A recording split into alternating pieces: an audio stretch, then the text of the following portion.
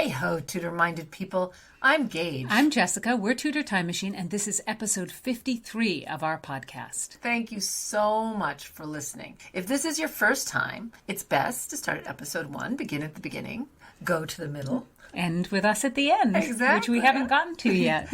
This is a story project, and it goes in order, and we don't want you to miss any of the twists and turns of our tale. We're really thrilled to have listeners from all over the world. It's amazing to see where all our listeners come from, and it's a joy to be sharing our podcast with all of you. And if you're enjoying it, we hope you'll support us. Buy some Tudor Time Machine swag. Yes, go to our Tudor Time Machine Facebook page, hit the Shop Now button, and get a Do You Tudor tee or a Tudor Time Machine logo sweatshirt. And you'll be supporting the podcast at the same time. We'll be so grateful. In our last chapter, Constance experienced a very painful sentimental education.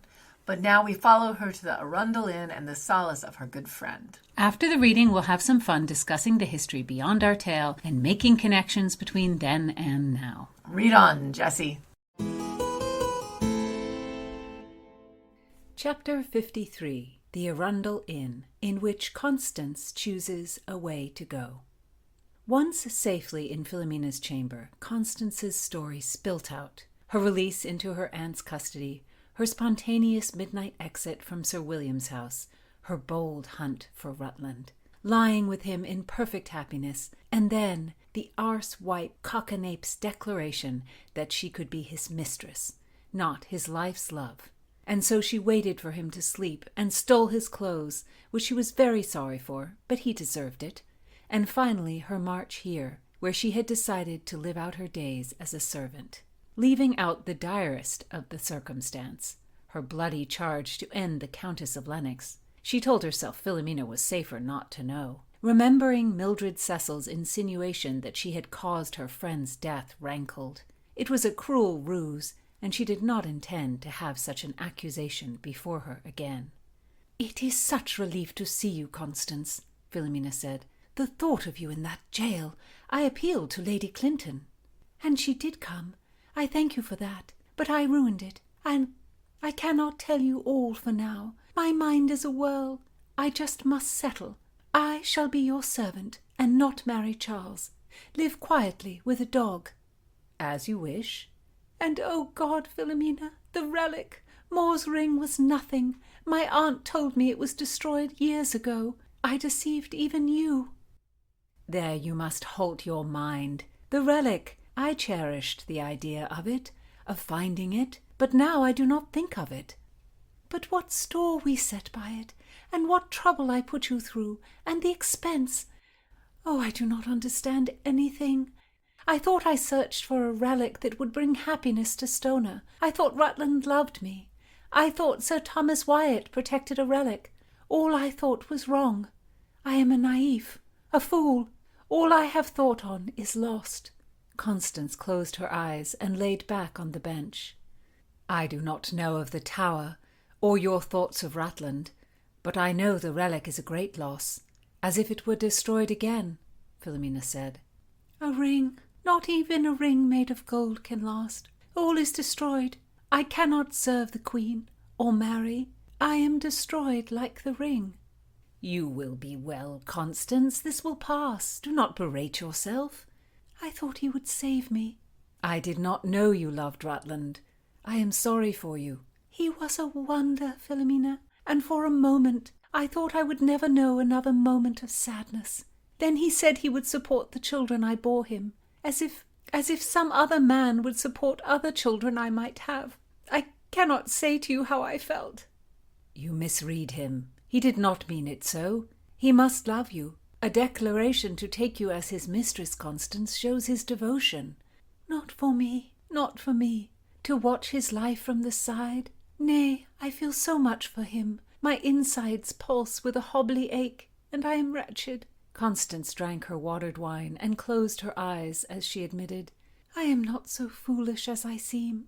My desire cuts with a practical edge. I cannot be married to Charles Paget, living as a nun and mistress to Rutland." "Others have had 2 men, and you would not be married." "Come, Philomena, I cannot live in such a way. Would I be his mistress were there no Charles to marry? I cannot know. My mind is murky. Solomon's mind would be murky in such a case. Solomon's mind would be clear. He would think as my Lord Rutland, that a wife and a mistress can live side by side with ease. But how can I go about without Rutland? I tell you with shame, Philomena, that my ears strain to hear his fist at your door, and I would run to open it for him, and then I cringe to think of him, snoring across the city. Why, I ask myself, did he not wake and beg me to stay as I ran out? I wanted to get away, and I wanted him to miss me, even in his sleep. I banged against a wall to make a racket, but he did not wake, just grunted. It is terrible. I know that wish. I have done strange things just as you, Philomena admitted. Once, in the middle of the night, I decided I must have a drink, and walked 2 passageways out of the way in hopes that Blackjack would pop out of his room and ask me in. And did he? Indeed he did. God rot it.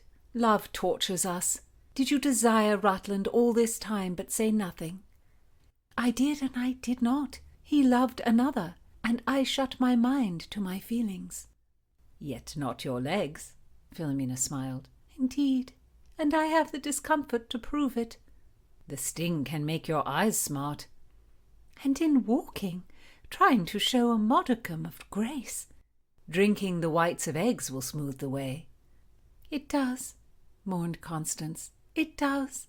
And my life is wrecked. I cannot go any way. Rutland will not have me. Yet I swear to you I will not return to Charles Paget or to my aunt. I will live here as a servant, like Alice. Oh, dear heaven, Constance, not like Alice. I must find you a dress to do you up as a servant. I believe you will make Marianne jealous. Oh, stay, Philomena, stay. I must tell you more of my broken heart. Philomena poured another cup of wine. How could he? Oh, heaven, how could he? Constance grieved. If you had heard how he declared himself with some perfect poetry. Heaven and hell, how did he know it? Do you think he used it on others? Oh, my. Philomena could not bring herself to answer. Constance went on. And before, he snuck into prison dressed as a plague doctor to see me. He did. We wanted to kiss. It was nigh impossible not to give in. The air was on fire. I was transported. And in the garden he lifted me. Oh, Jesu, I do not want to think on that again. Constance sprang to her feet. Mistress Philomena, I am your servant now. What should my name be? Not Ned, Philomena. I had forgotten. What about Blackjack? He will suspect me. She sat down with a thud. Oh, Philomena, I would not bring you half the misery I feel. You need not fear. Philomena passed her finger back and forth through the candle flame. Blackjack and I argued. Again. He took other lodging. Oh, why? I think you do not want him far from you. Tell true. I am sad. What would you have me say? I am lonely for him. But there was such a strong mistrust between us. Because you are a Catholic, and friend to a stoner.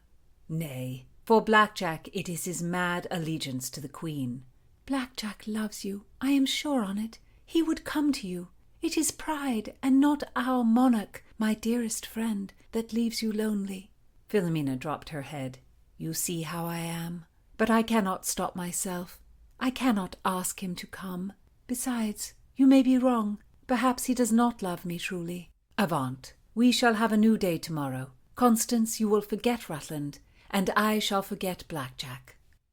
Falk knocked on the door. Mistress, Sir Charles Paget awaits you.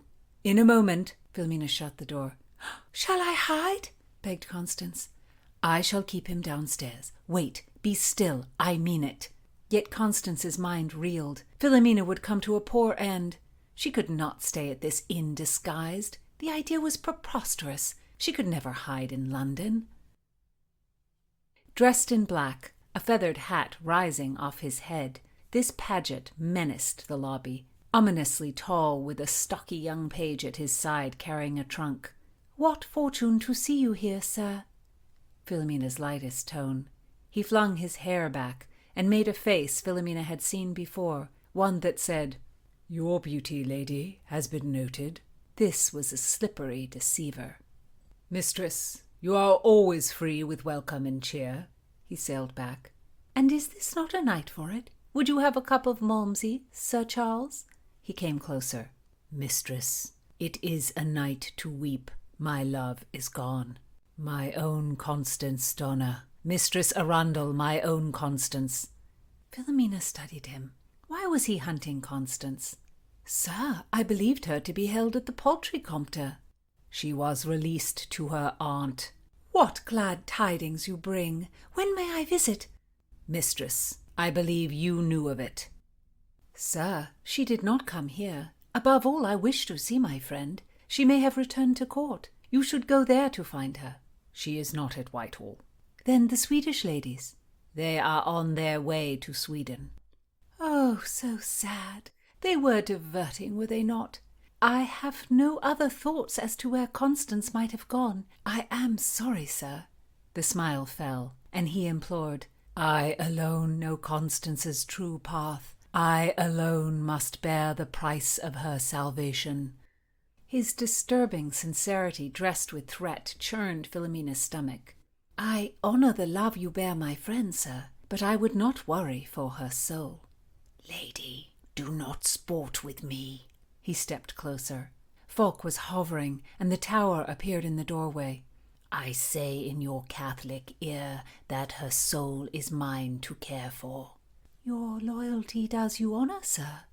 Mistress Arundel. His voice was low. She was forced to lean in. I leave, bound for Spain. I cannot tarry. Constance is to accompany me. She desires to live as a bride of Christ. I am her safe conduct to a holy life. If I leave without her, it shall be a mark on my soul. I will bear the stain of her impetuous ruin. Sir Charles, you bear a heavy burden. My heart goes to you. Charles advanced a hair, watched by the looming tower. I tell you this as her friend. In Constance's bravery and devotion, as so befits my spiritual charge, she has become the eye of the storm. The Howard agents search for her even now. She must go with me. I will take her to Dover by a careful route. I shall wait in the courtyard of St. Giles beyond Cripplegate until 7 of the clock. If she does not come, she alone must answer a broken promise to God. Charles bowed and swept out of the room. Such a strange ruse to call out Constance. Charles Paget was trying to frighten her into giving away Constance's whereabouts with that ludicrous story about men searching for Constance. What reason could Sir William's men have to look for her? And yet her friend had been arrested. A wariness came over Philomena. Constance, Philomena said, returning to her study. Charles Paget was below with strange report. Constance rubbed the cup to her lip, drained the contents, then filled it again. Tell me, Philomena urged, is it heavy news? I am a dishonest friend. I have told you only a bit. I cannot tell you more. Why so? What leads Sir William Howard's men to seek you? Philomena's temper rose. If you keep things from me, how can we prepare? These are dangerous folk. I can send a man to the door. I will call. Do not. It will bring attention and they will come. Who will come? Oh, fie on it. I heard at the Howards a plot, a murderous plot. There? In the house? Indeed. There was a meeting of many men about the Scottish trouble. I ran afterwards to Rutland. That was true. But even more to flee those men. I see how it plays in their minds. They must fear I left to betray them to the Cecils. Dear God in heaven, I care nothing for any of it. But they fingered a soul to carry out this horror, and it was me, Philomena. It is impossible. You misheard. A young girl for such a thing. You? It is without sense. I cannot believe it. I cannot tell you all, but I must leave here. No, we will be careful, Philomena urged. They will not rest until they find me. I heard so much, and that I took flight makes me suspect. Philomena, if they find me, they will compel me to murder, and I shall not do it. We will hide you. I must leave London. That is not possible. We will be very happy here. Your fortune will turn, Constance. Philomena, the way things turn, I shall find my way to the block. Stop your mouth. Do not say so. It will pass. It will all pass. Philomena felt the improbability of her own words. Philomena, tonight I am free. I must away, before it is too late. Charles Paget, Philomena put forward, even though seconds ago she despised him. He suspected you were here, and he told me of the Howards so that you might have a chance. This very night he leaves London for Spain.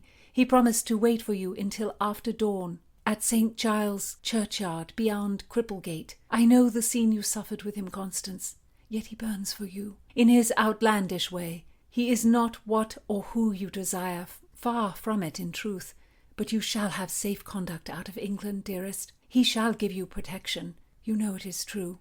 It was a way out, Constance thought, a way out that would leave her breathing at least.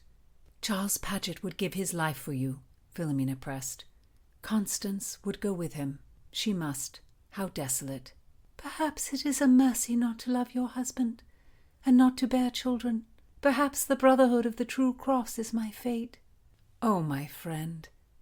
Philomena, I am so unsteady. I was filled with a certainness when I lay with Rutland, sure of warmth and comfort, and it was a lie. Charles did not lie. He told me all. I credit him for that. He is the best answer. I am loath to leave you.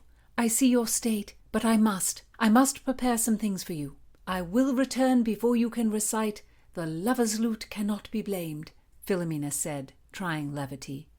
Charles was disturbing, Constance thought. She was afraid of him. In the meeting he had heard the decision. Would he expect her to return to England to carry out the plan? Could she appeal that a nun should not have such a blot on her soul? She would not borrow that trouble. The choices before her were possible death at the hand of William Howard, betrayal of her family to Lord Cecil, or flight with fanatical Charles and the shelter of the Brotherhood. All things considered, flight was the best of the worst. Philomena's arms were full as she barreled through the door. "How much can you carry, Constance? 2 dresses?" Weighing each, she put one aside. "It is too heavy. Look at you. I think you may be safer dressed as you are. This dress shall be for latter days. And here, take this pie. You must have something to eat, or you shall faint away." Constance said, "Unbelievably, poor Wyn comes to my mind. Did you know she loves your folk?" "I did not know it. Poor man. Does he love her true?" "She says they wish to marry, and I swore to give her something." "Fear not. I shall do it." "I have brought the girl no end of worry. Can you retrieve my things and give Wyn an item of worth? Keep the rest." Constance's eyes filled with tears. "Oh, Philomena, I shall miss you. I cringe to be tied to Charles Paget, so far away." "I would not have you in danger here. You must go. It is the best course, the only course. I send to the Tower, and he shall see you and Charles sail." Constance followed Philomena as she hurried through the inn to the stables, where the Tower was saddling the horses. "Tower, this is a great service you do me. My friend may face danger, but with you as her champion, I shall not worry." The Tower bowed before Philomena. "I will retrieve a demi-lance, mistress, and my best sword, and a pistol too." "You will be well, Constance. Charles and the Tower shall keep you safe." "Dover, I have never been half so far, and then to cross the ocean. I shall never survive." "You will. The Snakenborg came from Sweden, and she lived." "With her princess. If I travelled with my queen, I would welcome the journey. But myself with Charles, to leave my country and kin, it is a banishment. I banish myself. Rutland loves me. How can I leave him? What if the world is flat, and we sail off the edge?" Constance shook her head. Strange happenings. Philomena wished she could spare Constance her worries. There was nothing to say to her friend. A dangerous journey waited for Constance, but as she could not, she held out a book. "I brought my copy of Tottle's Miscellany. It is not too cumbersome, and I would not have you face a journey without something to read." Constance knew she should reject such a rich gift, but her fingers stroked the paper edges, and she could not resist a mischievous grin. "The nuns shall disapprove, yet I shall take it, and read it under cover. Oh, Philomena." Constance watched as the Tower slipped his sword in the saddle's sheath. Would they be killing someone on their ride? Pitikins. "It is fine the lady wears man's garb," the Tower said. "It is easier to ride. But Mistress Philomena, I beg pardon. Would you not have us take the river? Nay, Tower.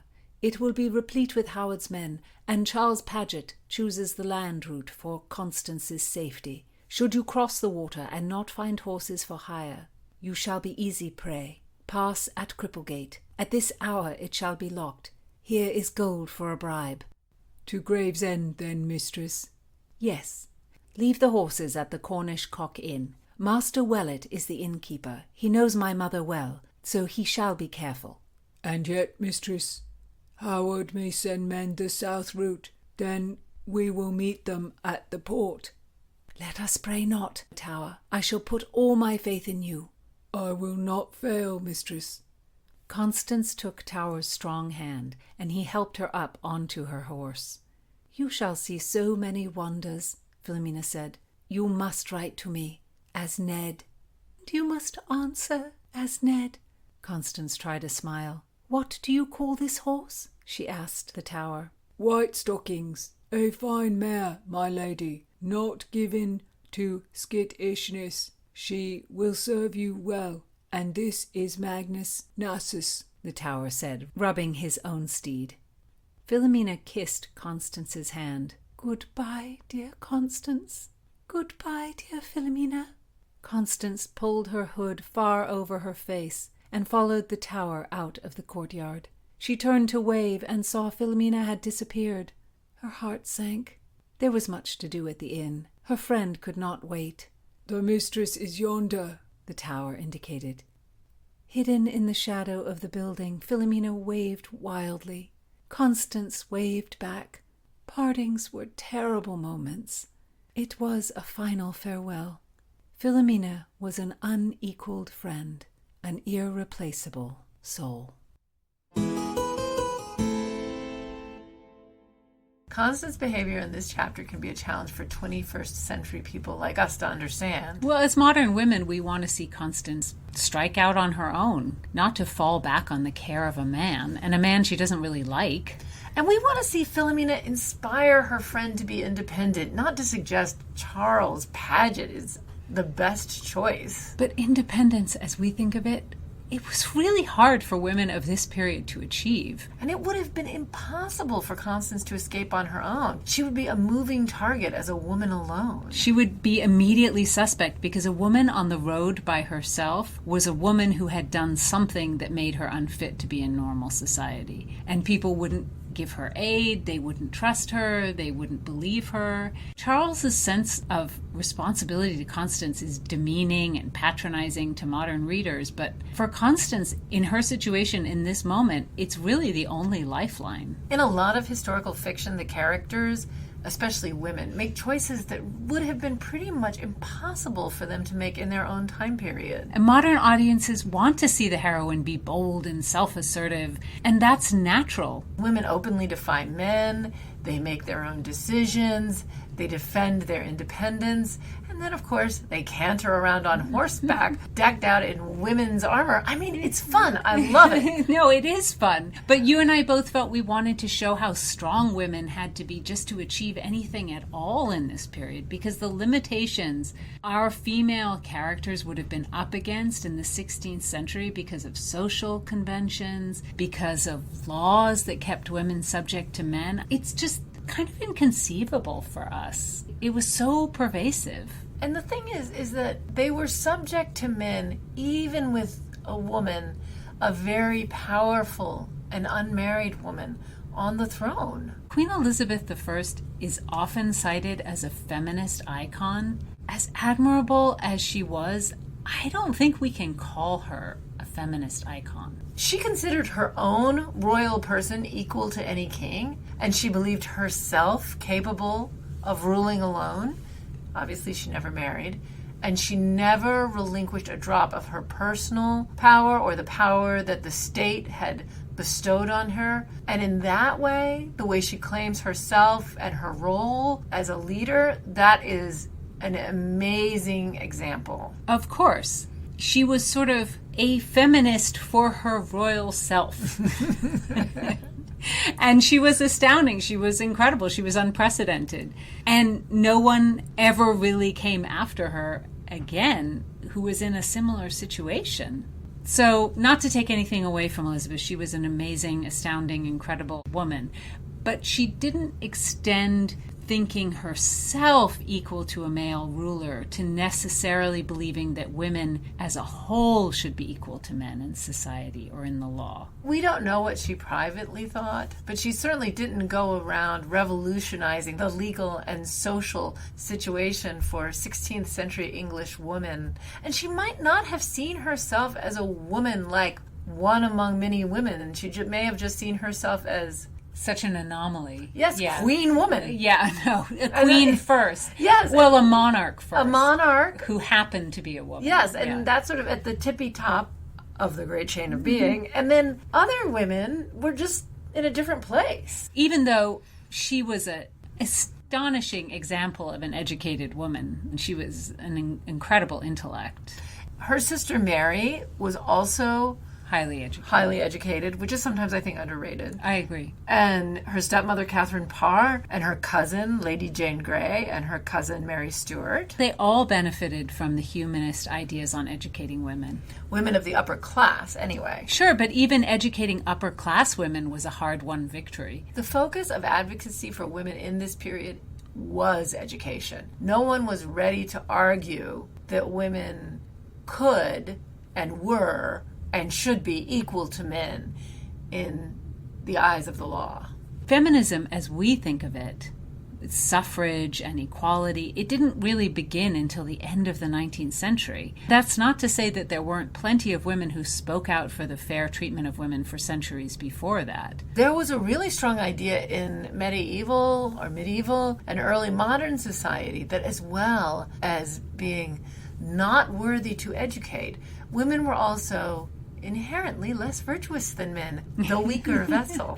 They were untrustworthy, sneaky, temptresses, and accused of being overly docile, but also conniving. It's busy. It took up all a woman's time to fulfill all these expectations. And of course, Eve tempted poor Adam with the apple. Regardless of the fact that Eve was tempted by a much stronger personality, Satan. The devil. In other words, like coming out of this worldview, the women who defended women in this period kind of had to work to bring women up to zero because they were considered morally less than zero. These women argued that women had equal virtue to men. And Elizabeth probably would have read the works of some of these women. Well, Laura Terracina was a 16th century poet and writer from Naples. I had never heard of her before. Me either. But apparently she was the most published poet of the 16th century. Her chivalric romance, influenced by Orlando Furioso, was reprinted 13 times. She wasn't just writing for her friends and family who were sympathetic to her. She was super popular. She was super popular. She defended women's virtue mainly and argued for their education and encouraged other women in their literary pursuits. If she was that popular, I'm so sure Elizabeth read her. In Italian, no doubt. Elizabeth was quite a linguist. And she probably also read Christine de Pizan. Maybe in French. Pizan was a medieval best-selling author, originally from Venice. Italy was churning out some pretty incredible women in this period. And her father was a physician and an astrologer who went to France in the service of Charles V. So Pizan married a royal secretary to Charles VI, the next Charles. But when her husband died in the plague in 1389, almost all of his estate was actually withheld from her. Her father had also died the year before her husband, so she had no direct male support. Or male authority. As a widow, she had less money, but more freedom. And she turned to writing to supplement what little came from her husband's pension. She began by writing love ballads, but she developed into a renowned author, and her works were commissioned by members of the royal family, so she really did have patronage and people paid her to write. Her works were dedicated to Charles VI's wife, Queen Isabeau, who had her own husband troubles. Well, because unfortunately, poor Charles VI was prone to psychotic breakdowns, and Isabeau had to try to keep the government steady while he recovered, which was no easy task as the rest of the French royal family was vying for power. Pizan gave her, "You can do it, girl," call out. Right. She dedicated a series of works on the virtues of women, especially regarding another French queen, Blanche of Castile, who served as regent of France twice in the 13th century, and she dedicated this series of works to Queen Isabeau. I love that as well as financially supporting herself and her 3 children, Pizan supported her widowed mother. That was female power at the court of Charles VI. So the Book of the City of Ladies is her most well-known work. It's a defense of the virtues of women. It presents 36 women from history whose lives challenge the notion that women are inherently immoral, superficial, untrustworthy, feckless, and not worthy of education. And these 36 women range from Mary Magdalene to Queen Dido of Carthage. It's really an interesting group of women. This idea that women were inherently immoral, superficial, untrustworthy, feckless, and not worthy of an education was so strong and common in the Middle Ages. It was just a given. It was a given. It was something you had to prove wasn't true. And this was true before the Middle Ages, because we can't thank the classical world for having any respect for the virtue or intelligence of women. No, and also after the Middle Ages. Christine did her part to advocate for women, and by lady, she meant a woman of noble spirit, not a class distinction. The way she's using the whole idea of what it means to be a lady is revolutionary too. And she addresses the criminality of rape. That should be a given. But again, in the Middle Ages, before the Middle Ages, after the Middle Ages, in many ways, women are blamed for being raped, not the men's responsibility. And she also addressed women's natural ability to learn and their aptitude for governing. But, and this is not a criticism, I mean, she lived in France in the 15th century. She regarded all of these qualities in terms of how women can aspire to be better wives, better mothers, and more religious devotees. She's not ready to suggest that women could be equal to men. The humanist idea of educating women is always couched in the idea that it would make them better wives, better helpmates to men. Whatever Christine thought privately, I think she kind of had to sell her ideas within the context of how it would serve men to do these things for women. The textbook definition of feminism is the belief in the social, political, and economic equality of the sexes. The goal of feminism is to challenge the systemic inequalities women face on a daily basis.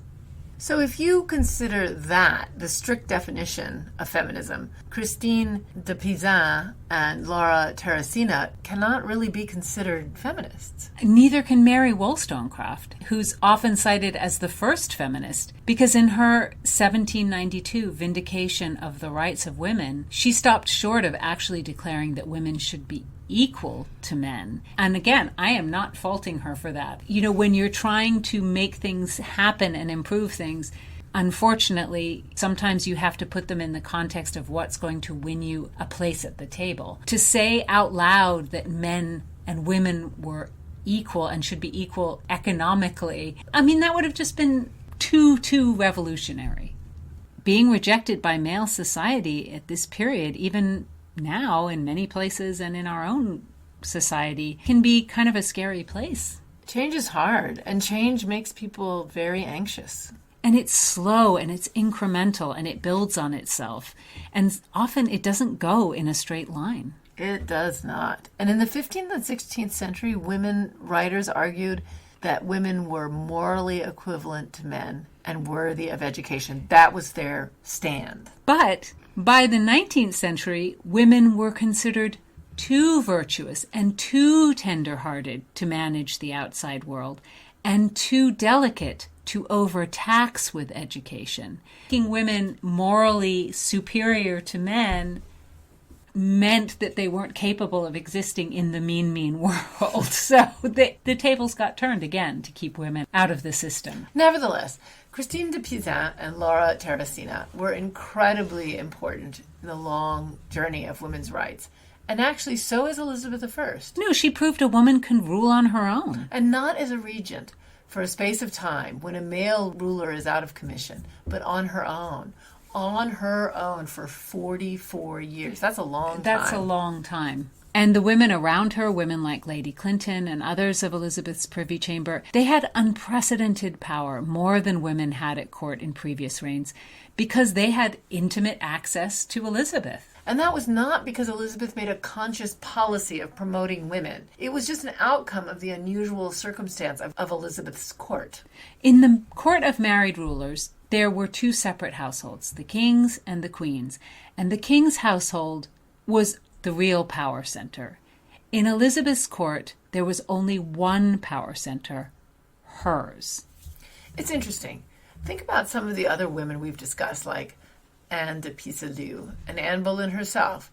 They gained influence because of sexual relationships with King Francis I and with Henry VIII. But both began as ladies-in-waiting for their respective queens. They crossed over from the queen's household to the king's, and that's where they were able to grab political power. It's true. In the court of a king, the only way for a woman to gain influence was to have sex with him. We see that in how these mistresses came to be some of the most important political forces at court, especially in France. I mean, we've been talking a lot about France. But it's the way the whole system was set up. It shut women out unless they could make this leap to the king's household. Then that's really only for one woman. At a time. At a time. But some of these women were in that kind of political power and influence for years. For many years. But it's not as if it opened, again, the door for lots of women. Lots of women. In Elizabeth's courts, women actually had jobs that gave them daily access to the sole reigning monarch. And she liked to talk to them about current events, and she bestowed gifts on them for their service, and she gave them money and land and positions. She solicited their opinions, and she had high expectations for them in terms of their education, their intelligence, their wisdom. You know, she definitely did depend on them. Oh, no, absolutely. And they made use of their time with her. They promoted their family members. They won favor for themselves. They controlled access to her, which meant they could take bribes from others who wanted that access. Henry VIII had his esquires of the body, who basically did the same duties that Elizabeth's ladies-in-waiting did. Henry's minions, as these men were sometimes called, they were some of his long-standing friends, and their job was basically to hang out with him. Even though some of them were his long-standing friends, it didn't stop him from executing them. I keep thinking of Henry Norris. Yes. Yeah. They were, as a body, the most important men at court. And Elizabeth's ladies had unprecedented influence serving in the same capacity for their queen, just like Henry's minions had this incredible influence. Unfortunately, Constance has wrecked her relationship with Mildred. Oof. And also Lady Clinton, the two women who have the Queen's ear and the power to help her in this crisis. Which leaves Charles Paget and the Brotherhood of the True Cross. Next time we'll see Constance set out across London with the Tower. A rough journey. So join us for more of our story and more Tudor-minded talk.